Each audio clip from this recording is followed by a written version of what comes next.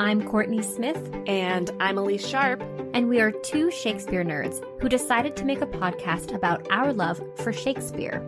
In this podcast, we will tackle as many dimensions to Shakespeare's plays as we can by looking at the text, examining the historical context in which it was written, and how the text is viewed through modern lenses of feminism, racism, classism, colonialism, nationalism, ableism, all of the isms.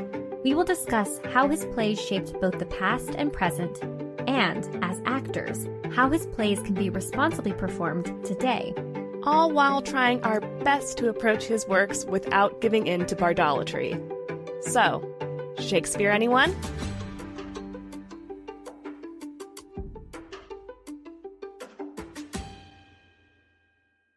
Hello, listeners. This is Kourtney. Elyse and I are so thrilled to continue bringing episodes of Shakespeare Anyone to listeners like you for free. We do this out of our love for Shakespeare, theater making, scholarship, and decentering dead white men. We put a lot of hard work into research, recording, editing, and generally producing a podcast.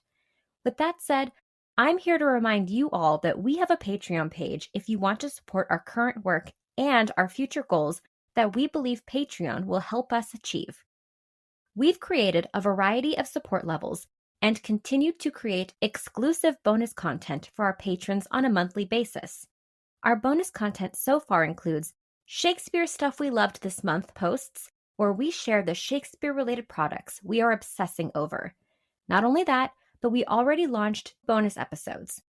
One is an extension on our conversation with Dr. Simone Chess about John Lilly's Galatea and early modern trans studies.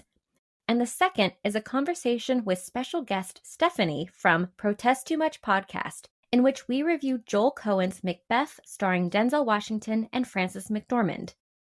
Elyse and I also discuss Shakespeare-adjacent content, like movies, TV shows, books, to name a few, and share those conversations exclusively to Patreon. These are incredible conversations you can unlock as a patron. We also have plans for additional bonus episodes, including more special guests, more film reviews, and even an Ask Us Anything. Distinguished patrons even receive exclusive voting power and snail mail. If you would like to join us and support the production of this podcast, or just check out the Shakespeare-themed names we've given the support levels, head to patreon.com/ShakespeareAnyone. The link will also be in our episode descriptions. And if you like what you hear, Elyse and I would greatly appreciate it if you could rate, review, and follow us on Apple Podcast and Spotify. Your review might even make it on an episode. When you're done, be sure to follow us on Instagram and Twitter, and then tell a friend. Word of mouth is our best form of advertisement. Thank you for listening and all of the support you give us and the podcast. Now, onto the episode. Hi, Elyse. How's it going? Hi, Kourtney. It's good. I'm pretty tired today. We'll see how it goes. Yeah. How are you? I'm also tired. Doing 3 days of traveling on the road was exhausting. But that's okay. I'm a bit rested and ready to talk about our Midsummer wrap-up. Yes. As somebody who, I like to say that I've professionally avoided this play for 10 years. Right. And then have spent the last year and a half thinking about it. It's actually kind of a bittersweet, chapter end in my life, it feels like right now. On the one hand, I have learned a lot, and I have a greater appreciation for this play. On the other hand, I still think that there are plays we could do more often than we do this one. Right. I remember early on when we were wrapping up our Macbeth series, and we were like, ooh, let's talk about comedy. Let's do a palate cleanser, and Midsummer got brought up as one of those options, and it was one of those well, that play, it's done so much, I don't know if I want to engage with this right now. Mm-hmm. But it was thrust upon you, and I'm really glad that we brought it into podcast land. Yeah, me too. Me too. It's been really fun to explore more aspects of this play. Yeah, I've had more fun than I expected. I still have many feelings about this play. Yeah, I agree. But it does bring up in my mind, especially going through two very different productions, or rather different productions, how important the production aspect is. To this play. To this play. Yes. Because your opinion, and I've talked to many people about this, of how some people have preconceived notions of some of the Shakespeare plays, and it's because they saw a play that made a certain choice, and when you investigate the plays like we do, I think it opens up all these possibilities that I don't commonly see on the stage or in film. Yeah. Right.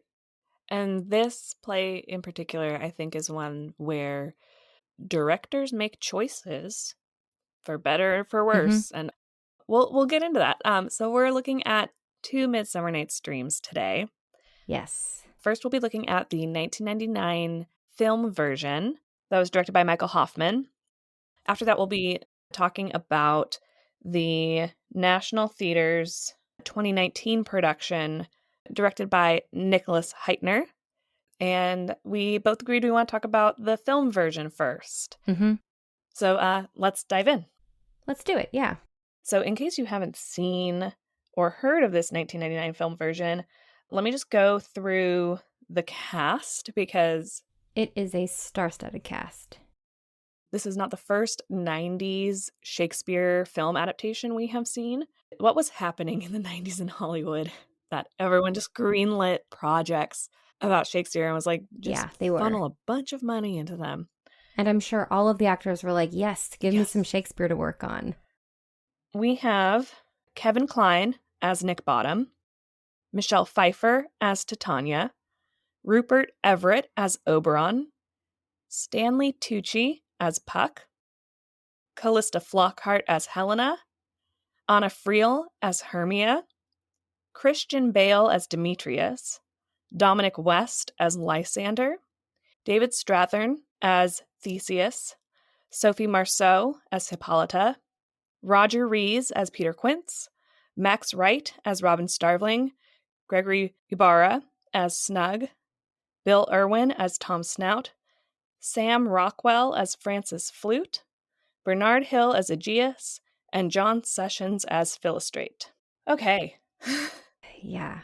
Tons of names. Yes, indeed. Yeah. This is set not in Greece, but in Italy. Yes. And the title cards read, "The village of Monte Athena in Italy at the turn of the 19th century. Necklines are high, parents are rigid. Marriage is seldom a matter of love. The good news? The bustle is in its decline, allowing for the meteoric rise of that newfangled creation, the bicycle." Yeah. And the bicycle comes back in this film in a big way. I do wonder about that title card, though, the turn of the 19th century, because I believe it's the turn of the 20th century that they're actually depicting. Yeah, I think you're right. I think that was a mistake. Yeah. So it is at the turn of the 20th century. It is very Edwardian in style. Yeah. And the Wright Flyer bicycle, the 2-wheeled bicycle, is everywhere and very influential in the action of this production. And this film has a huge opening sequence to really set the scene of the palace or the manor of the estate, I suppose, as well as the goings-on of a great wedding that will be happening. We weave in and out of the kitchen. We are seeing servants setting tables and, getting festivities ready. Right. So they're telegraphing Theseus and Hippolyta's wedding through the actions of all of the people working at the estate. Yes. You just talked about, I think one of the things I really appreciated about this production was that they took the opportunity of film to show aspects of this text, things that are like happening in terms of setting. I was really impressed by the set as well as the costuming. That was one of the highlights of this film for me, was the world that they created. I thought that the first scene did a really great job at also setting up Theseus as this lord who's got other stuff going on, and Aegeus being a jerk of a dad. And also, I wrote, my note is, Sophie Marceau's being French does a huge lift of explaining like that there's a cultural difference between Hippolyta and Theseus. Yeah. And I thought, leaning on like what is actually in the text, which is like a cultural difference, that she's not of Athens, is actually really helpful. That like this is not like days before the wedding I might call off the wedding because you did this. It's, I don't understand, I'm uncomfortable with this. Right. I don't understand the world that I'm now being forced to be part of. Mm-hmm. Yeah. One thing that this kind of starts doing, and it continues throughout this film, and something that kind of I did not enjoy, and maybe I'm just being pedant about it, Mm-hmm. but I felt like there were some really rough cuts of the text, and I found that very jarring as somebody who knows this play really well. Yeah. I didn't notice that quite as much because you were far more familiar with the text as is written than I am. But I did notice strange or unusual cuts and things that took away from understanding what was going on. And like we said at the top of the movie, the opening sequence was great use of the cinematic medium. But then some of it was just, oh, I think you might just be doing this because it's a movie and you're making a movie. So in addition to like the cutting and the stuff like that, I don't know if you felt the same way, but I also really didn't like how they set up Hermia. This is my issue with this play and productions of this play in general. I can always tell when a director has a favorite.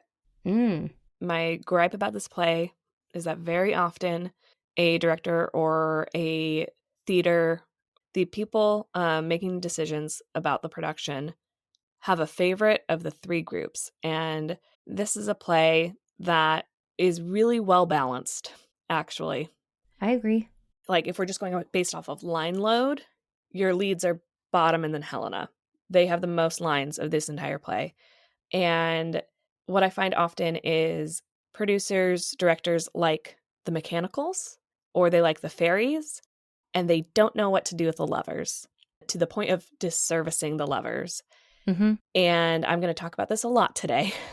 With this movie in particular, I felt it actually tiptoed to the point of misogyny and sexism with how they chose to portray Hermia and Helena. I agree. I'm jumping forward a bit. We'll get to this. But there's a part of the lovers' quarrel that is, oh, I see.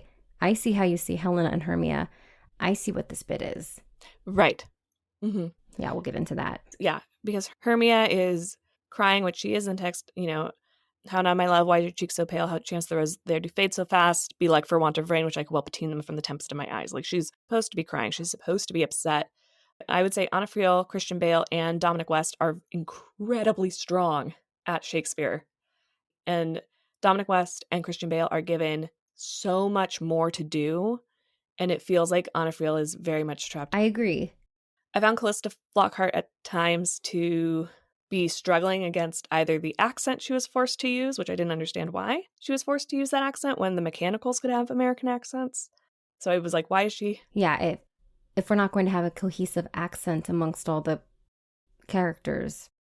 Right. If this isn't part of it, then like, why is she like the one who's having to try? Right. And there are moments where I liked her, but like neither of them.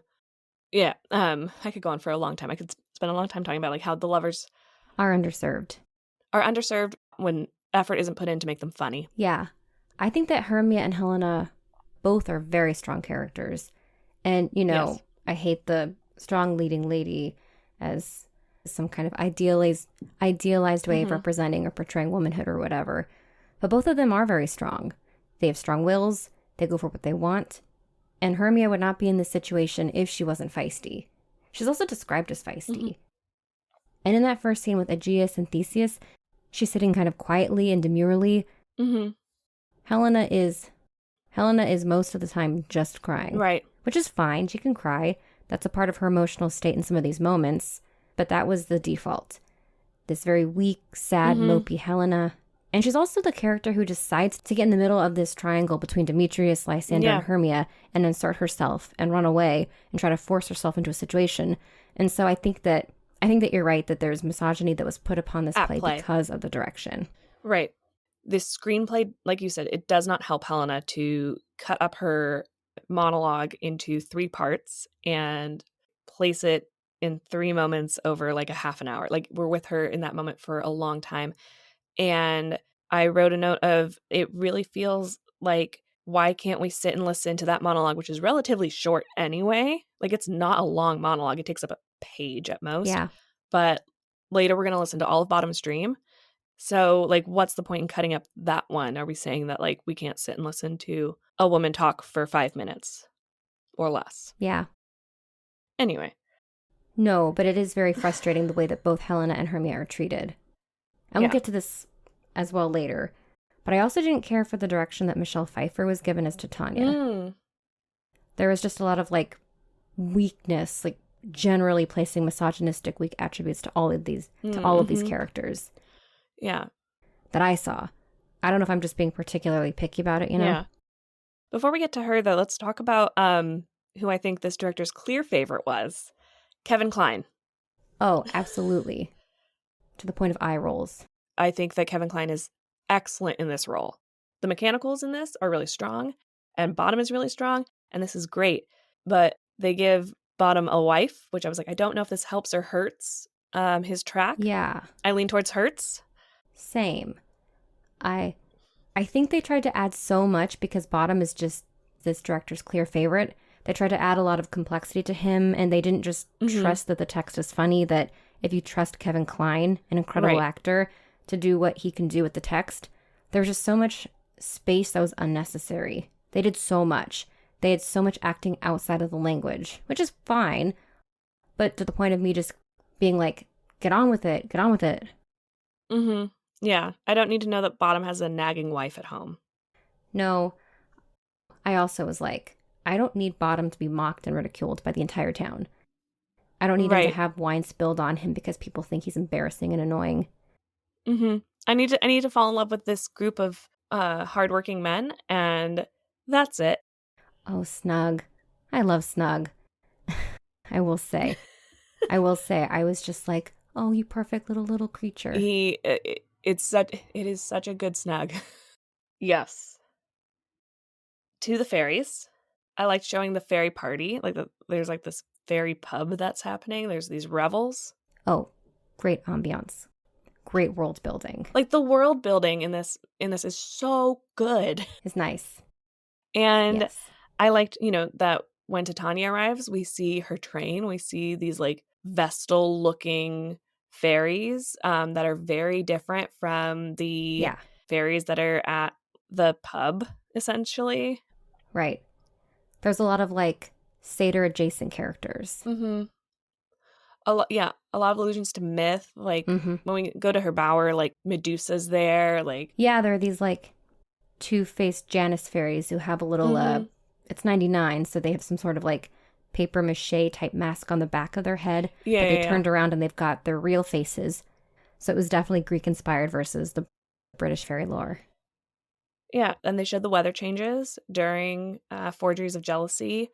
And like when they arrived, like we really see that when Oberon and Titania are in the same room together, like a pond is boiling water and like there's all sorts of wild stuff happening. And maybe this is getting into some of the stuff that you didn't like about Michelle Pfeiffer's Titania. I would agree that it was kind of like one note across the board, but what I did like was that there was a balance between her anger, and maybe she could have been pushed farther with anger. Yeah. But also that there was still this tenderness between her and Oberon. And they seemed to have a very tender relationship because I think that it helped the end resolve a little bit. Yeah. And I think that that is fair. That the best way to solve this problematic marriage is the fact that they have tenderness towards each other. I also watched this movie with my partner who isn't a Shakespeare scholar and was like, I don't know half of the things they're saying. And I think it's probably because this film didn't allow the actors or ask the actors who very well, I know they can all handle Shakespeare text, didn't allow them to play with the complexities of the text. It was very cinematic speech. This is a difficult scene to direct because it is a lot of language and it is stuff like the Nine Men's Morris is filled up with mud. They did so well showing the world in other parts that they could have done more of that here to help explain what's going on between Oberon and Titania. Because, it is just kind of like here are two people like talking at each other and all we get is that they're in a disagreement of some sort, yeah. There was a switch to anger for Titania. We do get that like Titania is angry. Maybe like we want more of a Galadriel, like more powerful and terrible as the dawn moment from that. I think that that's what I would have wanted. Yeah. Something that really, because especially if they were telegraphing the weather conditions, the weather patterns and all, you know, they certainly could have had her have more fierceness to her anger. Right. Right. What I did like, though, Rupert Everett as Oberon was not diabolically evil. I see sometimes actors and productions take him to like almost an Iago place. And Rupert Everett's Oberon is more like an Orsino, which I felt like for a while is true, that he's not a serious person. He's a fairy, right? He's very capricious. And he's more of a himbo who, you know, is just trying to get what he wants. And he's pulling some kind of, you know, hijinks. It's a rather low stakes hijinks. He's not, you know, plotting to murder. But he is like, I'm going to play a prank because I want to get what I want. Yeah. And like, it feels very similar to like, well, I'm just going to keep asking Olivia out until she says yes. Yeah. And they did a really great job of portraying that himbo because he's like dressed like a Greek god and he's like lounging about. He's very casual about everything. He's like ordering Puck to do this and that, but there's not like thought behind it. Yeah. It's like I have the thought and then I have the next thought and I'm not like sitting and plotting, and he's not like an evil mastermind. I also appreciated when we got to Titania's bower that some of the servants we saw in the intro came back and they were fairies that were stealing human items to decorate the bower. Yeah, I also like that. I thought it was a fun tie-in. It tied in Athens, the world of Athens, to the world of fairyland. Very clever. I am going to say I didn't like Stanley Tucci as Puck. Really? No. I don't need Puck to be like he, you know, kind of mischievous. No, I don't want that, actually. But he was too calm. He was too, like, he seemed like he was just going along with it, and it wasn't like he was having any fun. I love a lazy Puck. So I love I'll put a girdle around the earth in 40 minutes and not leaving joke. Sure. And then going, oh, now? Yeah. Okay. Which I felt like I saw Stanley Tucci clearly does, but then that wasn't always consistent. Like, I think his Puck wasn't necessarily consistent. I don't love I call it mosquito Puck. We see a lot of people in crouched positions with like playing with sharp angles and giggling, and Puck doing it all for the purpose of making mischief. And I don't find that in the text. I find actually that Puck makes repeated mistakes and kind of lucks into things being funny. I found that like the Puck was maybe underserved. Yeah. You know, there were moments where Stanley Tucci shone for me, and then there were moments where it just didn't feel like a clear take on Puck. I didn't feel like we got much of the Oberon Puck. We could have spent time establishing the Oberon and Puck relationship on camera a little bit more. Well, and especially because there were moments where he was very, very playful with like the bike. Yeah. Yeah. But he would have those kinds of moments. And I don't think that you have to, okay, if you're going to make them have this kind of not totally codependent relationship, establish it a little more. Like Puck's just kind of doing his thing and then brought into this and then, you know. Right. It's just, I think that you're right. I think there was no through line with their relationship and I just didn't enjoy it very much. Right. Again, I was like, this director loves Bottom and Titania. Like, that's the story that they wanted to tell. Yeah. Because the cuts for Bottom and Titania's scene were so much clearer and less clunky than others. And I found the choices to be really solid. I really like Titania Bottom in this. This is fun and clear what is happening here. Yeah. I like them as well. I like the sincerity of Michelle Pfeiffer's Titania and Bottom. And we spent a whole episode talking about degradation, and there wasn't a lot of, at least I didn't see it being like degradation for Titania. It was, you know, this is how she wants to be loved. Right. And so she's going to love this way to Bottom. And yes, they were very sweet. I would say this is also a world where like the second half of this film gets horny fast. Like essentially from like the lovers fight onward, the characters just become, especially the fairies, become a little bit more, I found them to be like a little bit more, everything becomes a little bit sexier for a minute. Yeah. Well, I am now, as you're saying that, remembering when Bottom has been recostumed into fairyland garb, and there's this like procession to the Bower, and then Bottom gets a boner, and everyone's like, ooh. Mm-hmm. And Titania likes that, and all the other fairies are kind of giggling, and so. Yeah, and the fairy world is a like semi-erotic world in this film. Like it's very like normalized for there to be topless nudity. Yeah. And that's also a nice contrast to the Edwardian Athens, which is all buttoned up. Yeah. So I love that the servants in Athens came back and were fairies, but I did not like the Hail Mortal bit. It felt very colonizer to me, that this outsider brought the music in and taught them how to use the music for real. Ooh. Like the fairies had no idea that they could just crank the phonograph and just get music going. It was being used as a piece to like a vase to decorate with flowers. Because this production is vastly white, I didn't pick up on that as like a colonizer moment, but I did go, it is a moment again of like building up Bottom to be something that he's not necessarily, and like giving just more to Bottom. So like, oh, now Bottom's this, I don't know if this lands because Bottom's not some genius, you know? Right. Yeah. And I guess by saying colonizer stuff, I don't equate it to colonization. Yeah. But this is kind of like, oh, we're going to teach the partially nude, ethereal, woodsy others how technology works. How technology works. And they also had, they showed the changeling child in all blue body paint as Vishnu, so. Oh, yeah. That to me, I found the child to be the most problematic thing. I didn't like that. I did not like that choice. But for me, that was very separate from the introducing technology to me. I was just like, we don't need to like set up Bottom as like, oh, the fairies just also find him to be a genius. Yeah. So I just want to be clear. It's definitely not a comparison of the actual real world colonization. Yeah. It's just that this thing was like, oh, someone teaching someone else how technology works. Yeah. But anyway, enough of that. Then we get to the fight. And the fight is not a fight. No.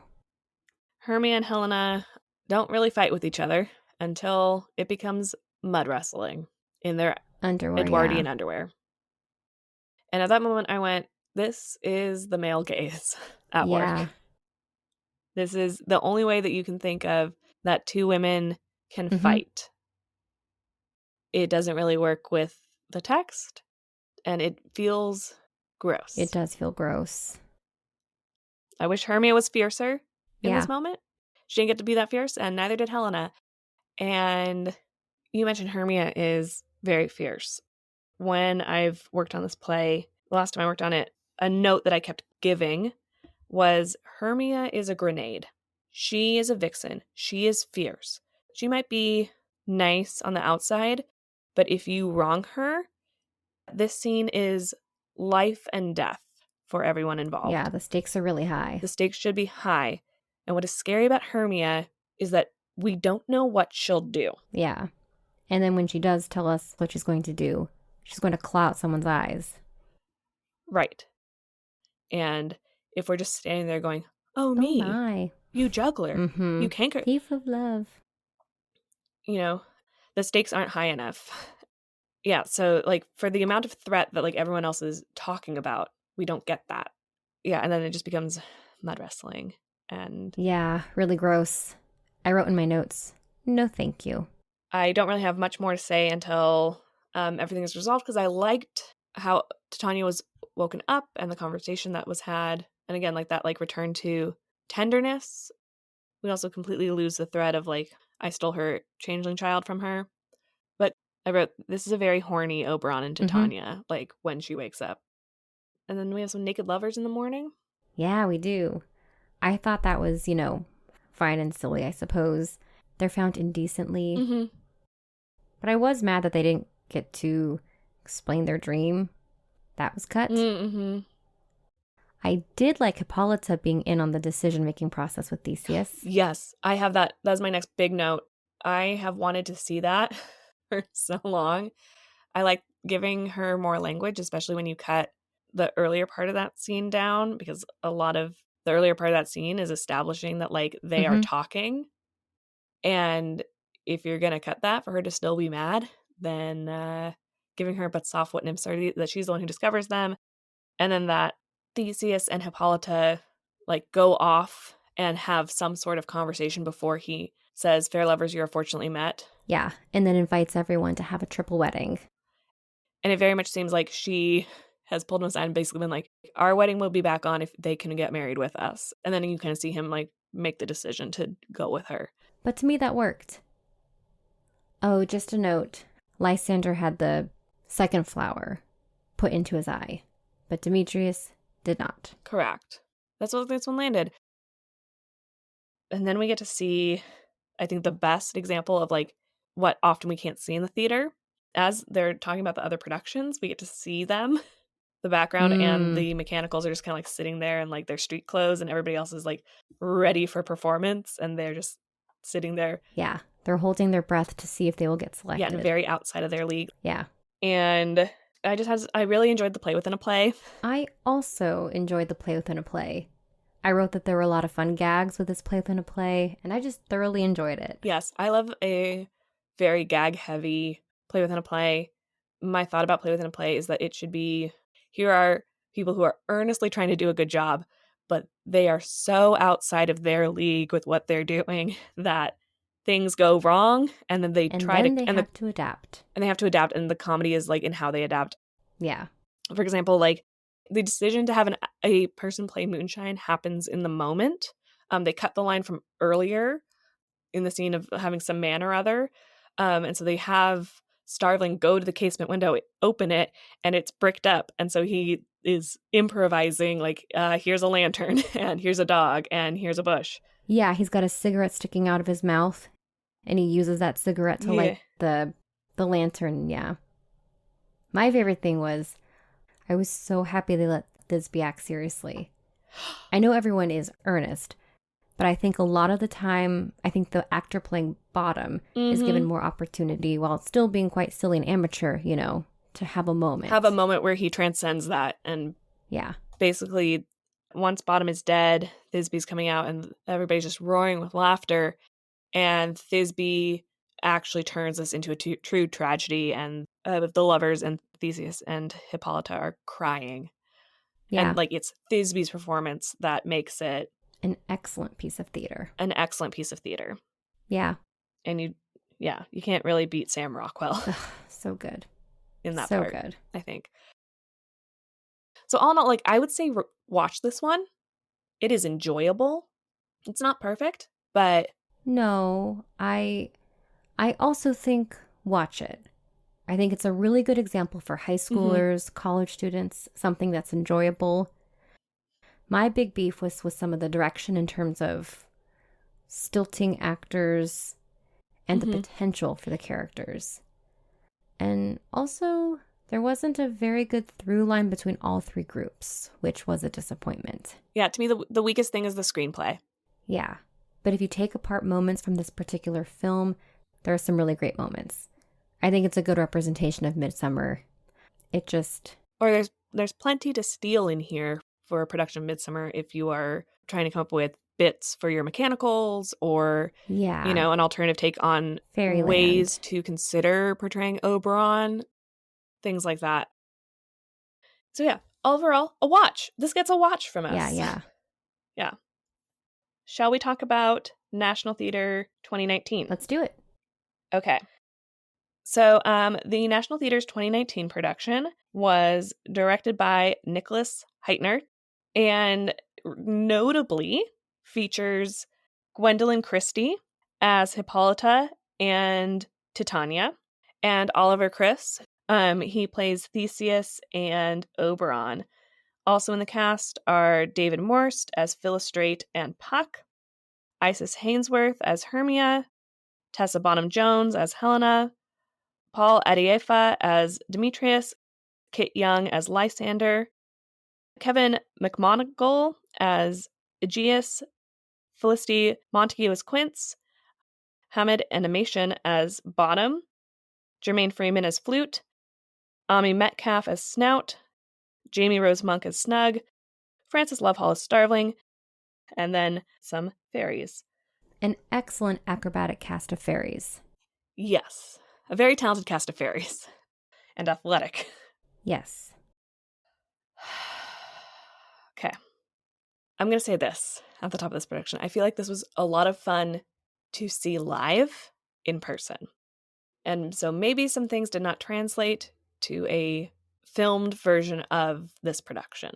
That's my caveat. Yeah, I think there's a lot of truth to that. There were a lot of moments where I was like, let's move along. But it looked like it was a lot of fun to be an audience member. Mm-hmm. Unfortunately, this particular production was closed due to COVID-19. Mm-hmm. I will say, at the top, I really did enjoy this Midsummer. I liked a lot of the choices that they made. I'll tell you why. Okay. The play starts very somber. Yes. Athens is not a good place for women. No. It started out with Hippolyta dressed as a Puritan in a glass box on display. I didn't get Puritan. I got nun. It wasn't fully Puritan. I would say Athens as a whole in this production, not clear what's going on. Yeah. I would say that the actual location is kind of unclear, but I would say that the general vibe is that it's Puritan in a way. It's maybe like nun-like in a way. Maybe the costuming could have done better, but what I really liked is I liked the through line from the top to the bottom of Hippolyta and Theseus's journey, which reminded me of, and we'll get into it, but it reminded me of some of the research that we did on the Myths episode about the complexities that you can bring into these two characters who have a very troubling introduction. Yes, I'm going to talk about what you're getting at. This one really leans into what happens when we double cast Hippolyta, Titania, Theseus, Oberon, Puck, Philostrate, and are these the same individuals? Right. I really liked that through line. I was not a giant fan of the lovers. No. This was another one where I was like, okay, so our favorites are clearly Hippolyta, Bottom. Yeah. And Titania and Bottom. Yeah. And then we're doing some interesting stuff with Oberon, Theseus, Hippolyta, Titania. Yeah. But we don't really care about making anything else make sense or be interesting. But I like that Athens started as a very dark place and it had a journey. I hear that. I did not find it to be a journey. I found it to be inconsistent. And I felt like it muddied a lot of what they were trying to do by making it so severe at the beginning. Like Hippolyta is literally in a cell, very much playing into the political prisoner, but she's not free. No. And there's no love between the two of them. And Hippolyta is the one who gives us the first inkling that these are the same people, and that she appears to have some magic and influence over that scene, even though she is silent, which I thought was cool. Yeah, and there was this like twinkling sound effect that was supposed to indicate that there was some magic in Hippolyta, who then becomes Titania. Yes. Right. And the world we start in does not feel like the world that the wedding's in at all.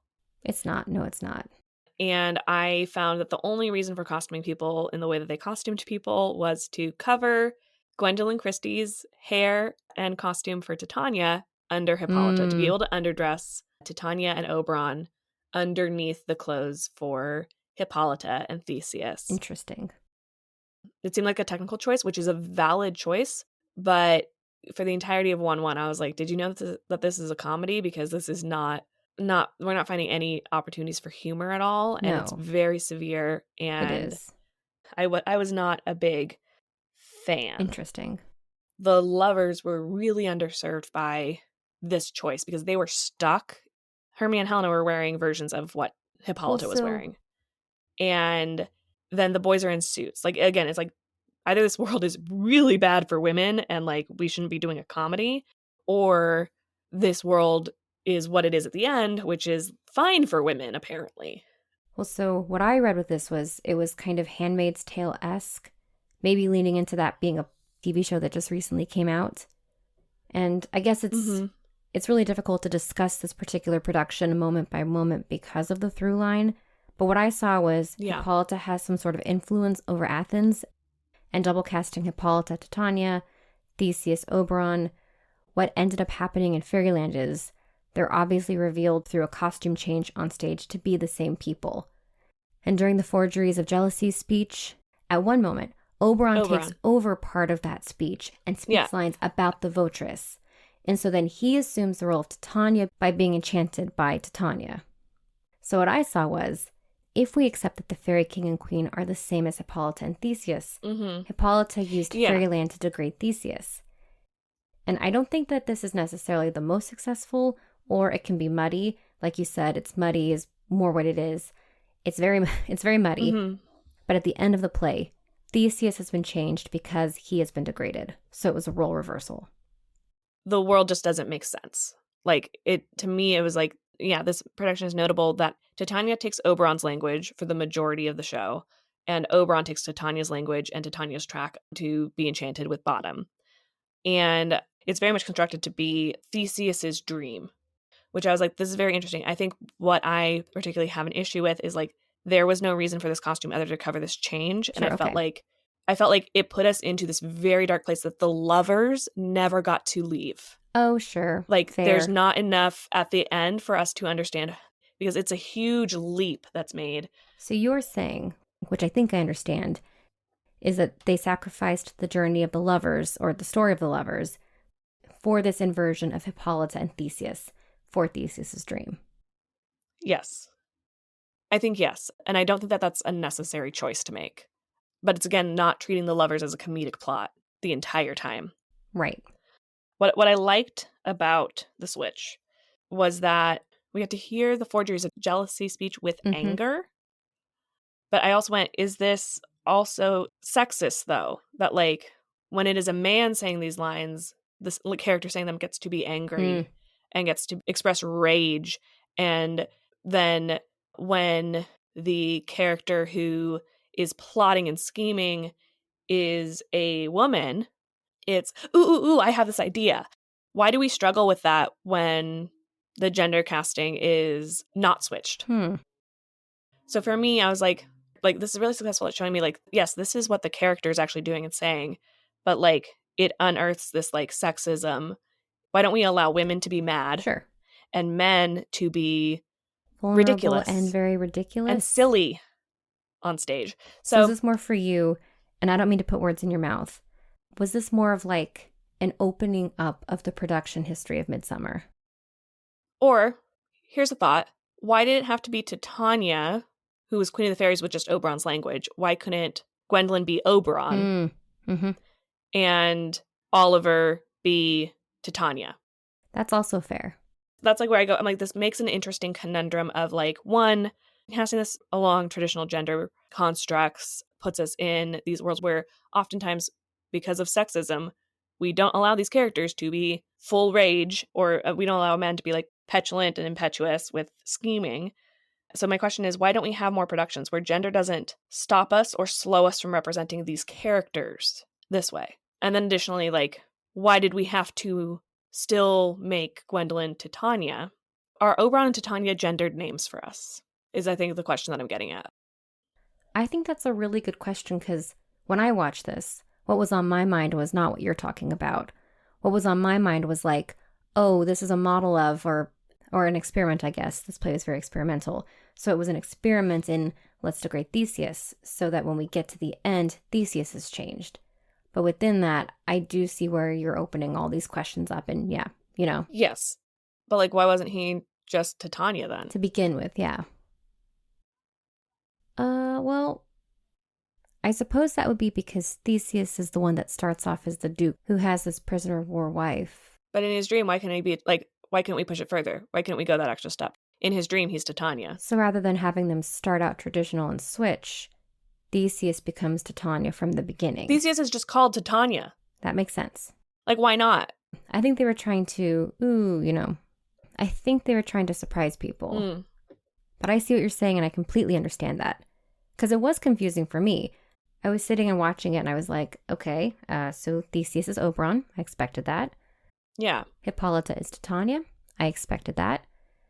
And they were saying their lines according to their assigned language. As we're used to seeing. And then they swapped midway through and I was confused. I was like, what? I was completely taken aback by that. Yeah. But I see what you're saying. Just have Theseus wake up as Titania. I came in knowing that they did this switch. So I went, well, why couldn't we push this? Why couldn't we have Oliver Chris saying, what, jealous Oberon? Fairies skip hence. I have forsworn her bed and company. Right. If we're going to give them that language anyway, like, why not just do it from the top? And maybe it is that, like, oh, we're going to set this up so that people come in and think that they're seeing this traditional casting. Yeah, traditional double casting. And then we're going to do a switcheroo in the middle of this scene. And that's fine. I just go, well, what could we have done if we did it from, like, the beginning? Well, I see what you're saying, especially considering when we were watching the OSF King John and the casting was female and non-binary actors. Mm-hmm. But the question was, okay, why couldn't we have actually also gender swapped the costuming of the characters themselves? Everyone playing a male assigned character was dressed masculine. Everyone playing a female assigned character in terms of Shakespeare's play was still dressed feminine. So yeah, why couldn't we have played more? Why couldn't we see what happens when you have King John actually in a dress or both dress and pants? Does this character have to default male? Yeah. Yeah. I see what you're saying, and I completely understand. That makes a lot of sense to me. I think that what this production did very successfully for me was I liked Hippolyta degrading Theseus. Mm-hmm. Yes. I really enjoyed that he was the one who had to go through the bottom situation. Yeah, that through line was mostly successful for me. Yeah. There were a few things that I went, does this tiptoe into something that's not intended, though? Overall, this just feels like 3 very different productions of A Midsummer Night's Dream, though. And I would say that I agree with that as well. I thought that the lovers were really dark. There wasn't a lot of comedy for them. They just felt like they were in a completely different play. Like, once Bottom was with Oberon, the Mechanicals and Oberon, Titania, Hippolyta, Theseus felt like they were in at least, like, a neighboring world. Yeah. And I think this is what I was getting to earlier, of, like, the choices to make Athens so dark and leave the lovers there for the entire time. They're not experiencing the same forest that everyone else is. Yeah. We don't really see them being, like, I really wasn't getting, like, love from any of them. And it's because they put it in so much danger. Yeah, I think that's a very fair point. Once the lovers entered the forest, they should have ended up in the exact same world as the fairy king and queen and Bottom. Yeah. That's completely fair.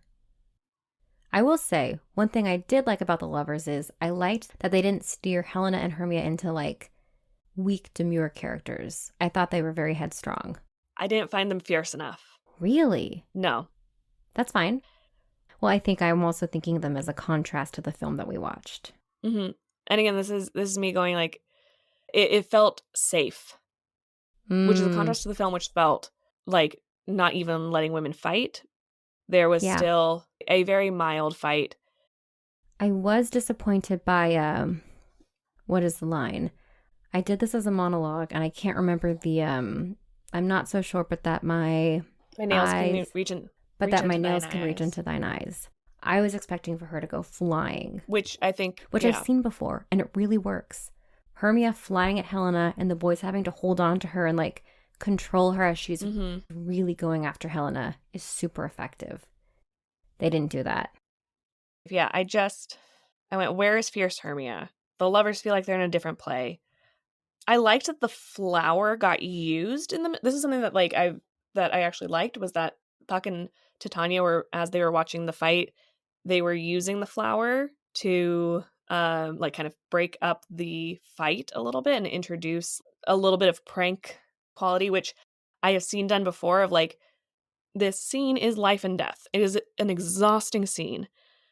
And so having Puck and Oberon, in this case Puck and Titania, interfere in some way really works. In this case, they chose to have them at key moments magic both Hermia and Helena to be in love with each other for a moment, and then Lysander and Demetrius to be in love with each other for a moment, and then break up. Yeah.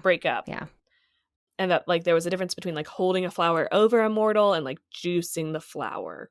Yeah, it showed the intensity of the love and idleness. I think that idea could be very effective in a production where there was more humor and levity to the lovers. Mm-hmm.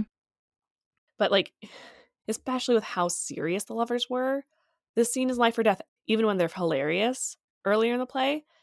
If they are this serious up until this should have been way, way more intense of a fight because their lives are so serious. Yeah, I think that you're right. I think that they could have taken it much further. Yeah. Introducing the flower, also, I had a question of, like, if they're all charmed, why does only Lysander get cured? And they do kind of hint at this at the end. Hermie and Helena still Have have a something thing for there each with other, their which I was like, feelings. great, Yeah. good. Yeah. But there were moments where I was like, but does this also get a little bit male gazy that, like, when the two women are kissing, it seems to be for the man to watch. They did have some blocking where, yeah, Demetrius and Lysander are just staring fixated, and they could have, Yeah. leaned into not the male gazy stuff, but they should have been more open to Demetrius and Lysander as intimate partners as well. Mm-hmm. Yeah. Yeah. The fact that, like, Lysander was completely cured of everything, there were moments where I was like, this play is adding some, like, really fun queer undertones. But then there were moments where I was like, and now we've tiptoed into homophobia. That, like, rejecting that becomes homophobic. Yeah. I have a note. Oberon and Bottom are the production I want to see. I don't care about the lovers at all. I loved Oberon Bottom. That was very fun. I also loved that, like, when Oberon was released from the charm, they broke up a line to allow that character who's been tricked, who's been, I'm going to say, potentially degraded, to find it funny. Oberon and Titania laughed, and that was a nice moment. And then that made the new and Amity line. It was like, yes, you have made up because, like, clearly the partner who was tricked went, all right, you got me good. Yeah. It was as if this was a part of their history as a couple. This had been done before, Right. maybe. Yes. And then we go back to Athens, and not much has changed. And Hippolyta, like you said, like, reminds Theseus of the night. And then, like, Theseus has this moment of, like, oh no, like, I'm now afraid of Hippolyta, or at least that's what I read, of, like, I'm afraid, and then makes the decision. And yeah, and then we have a massive costume change to go into the wedding. I think that's where maybe I got hung up of, like, I didn't see it as, like, a growth of Theseus. I saw it as I got blackmailed about my night with a male lover. Because at least it appeared to be fear that caused him to respect Hippolyta and make the choices to allow the lovers to wed. And what does that say if we're making it a queer relationship? And I didn't see that.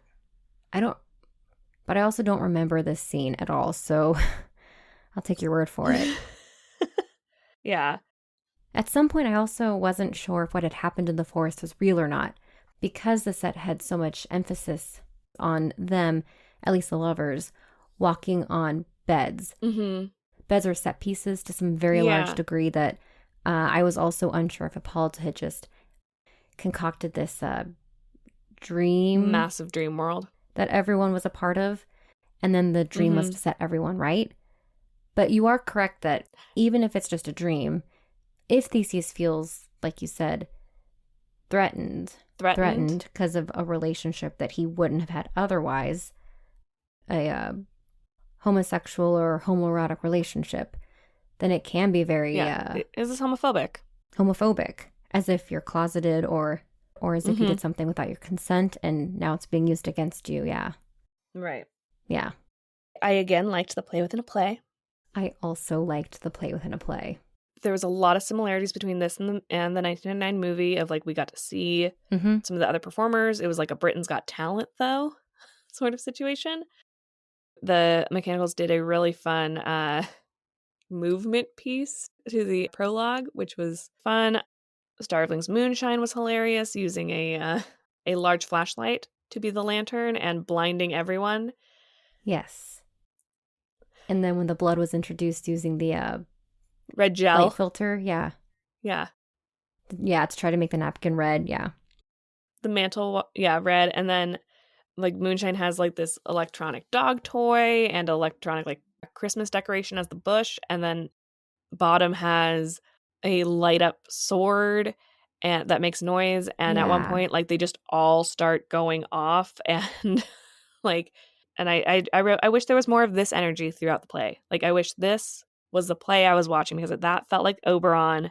That felt like the fairies. It didn't feel like Athens. And it was an interactive Pyramus and Thisbe, which was really fun. It was very funny, yeah.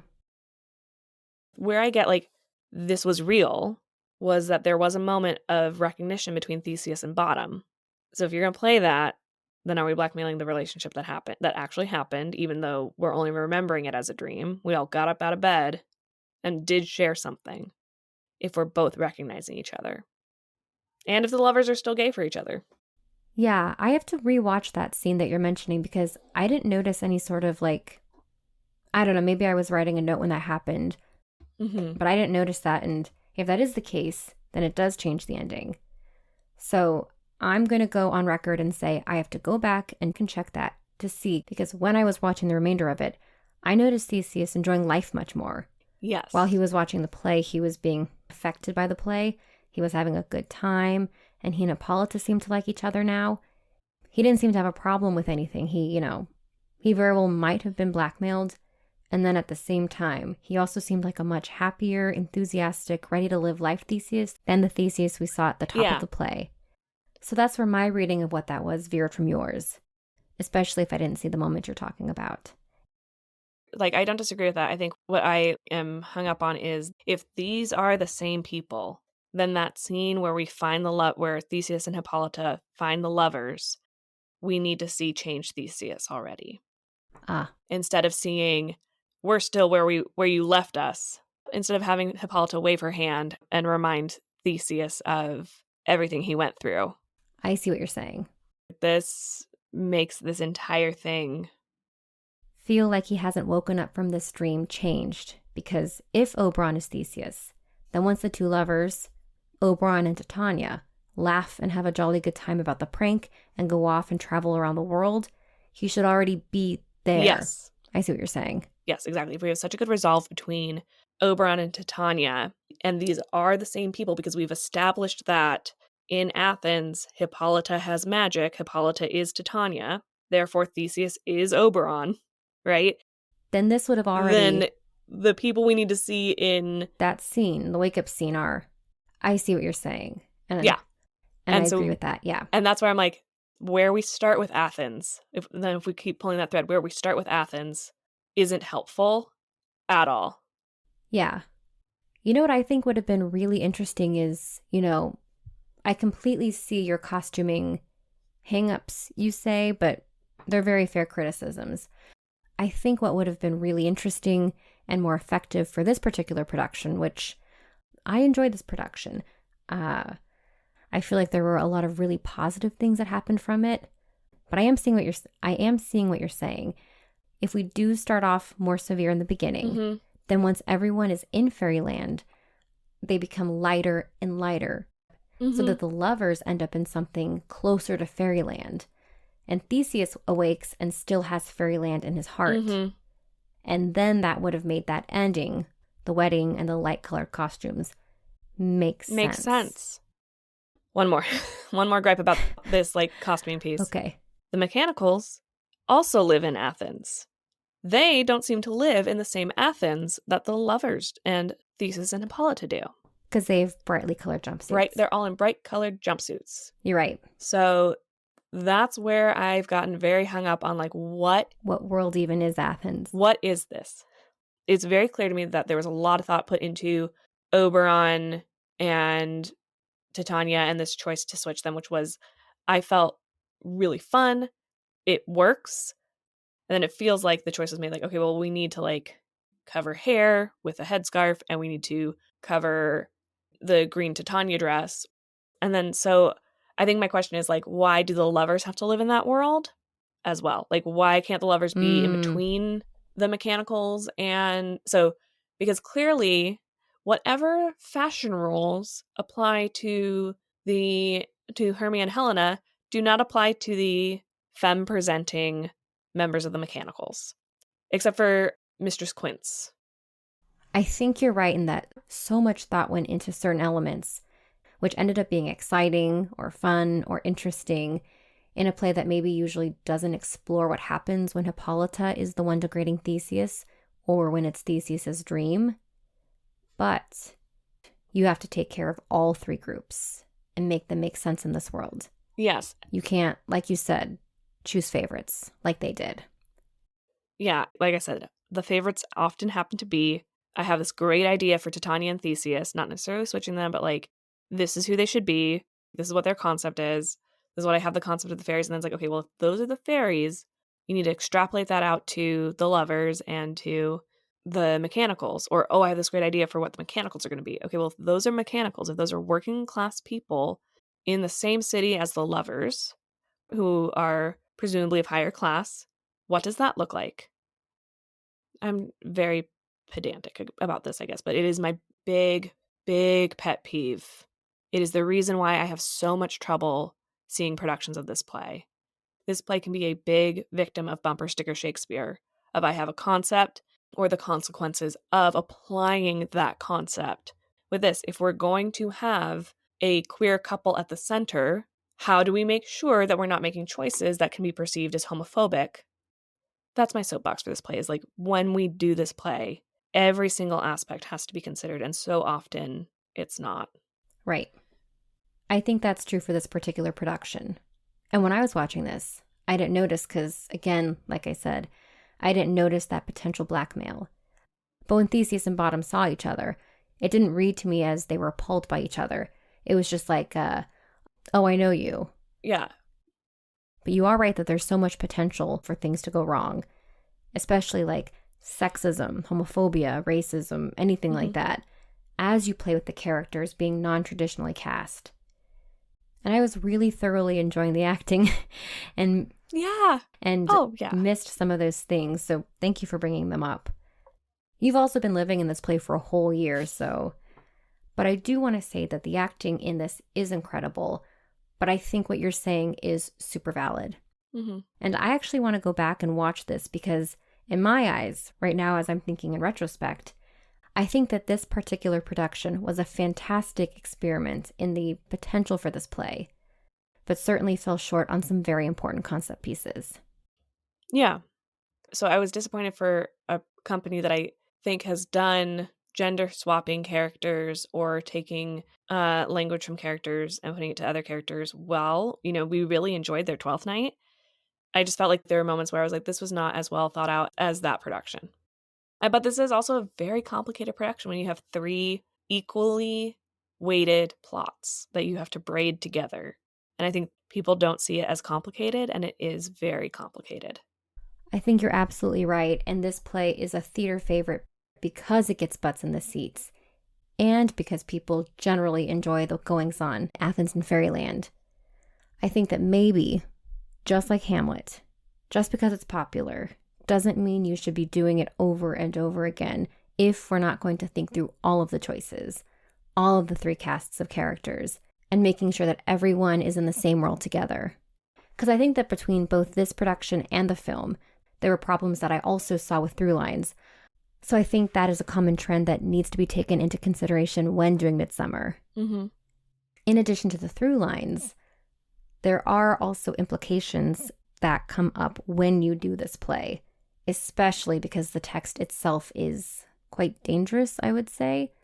We are faced with some really uncomfortable relationships. Mm-hmm. And if you don't take care, and especially as you start exploring different potentials for these plays, there's so much room for disaster because, you know, every theater maker, I think, is unlearning biases and their own stuff.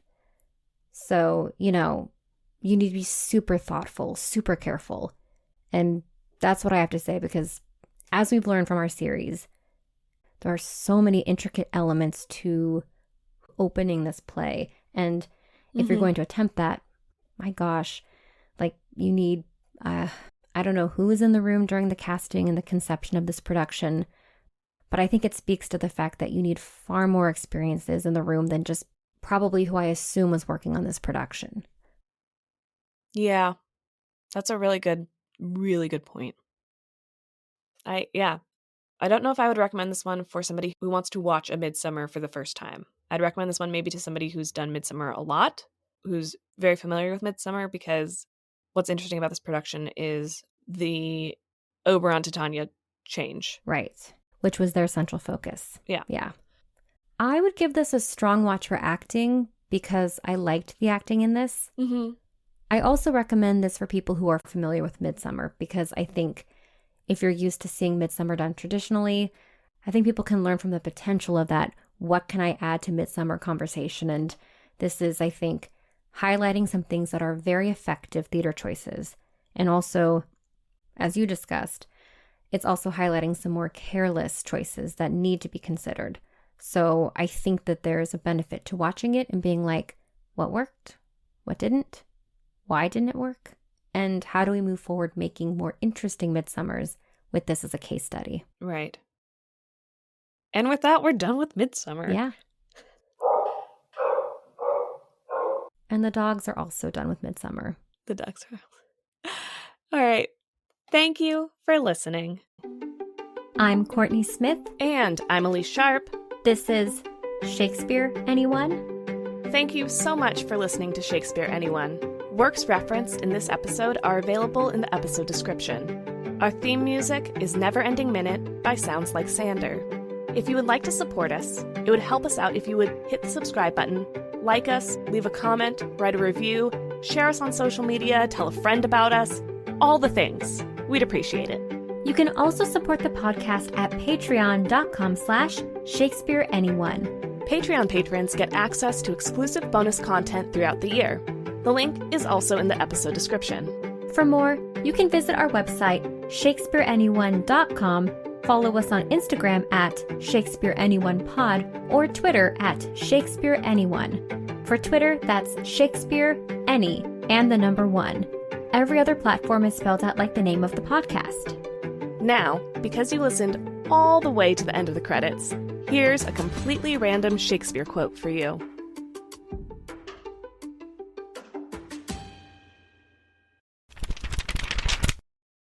From Coriolanus, Act 4, Scene 7, said by Ophidius.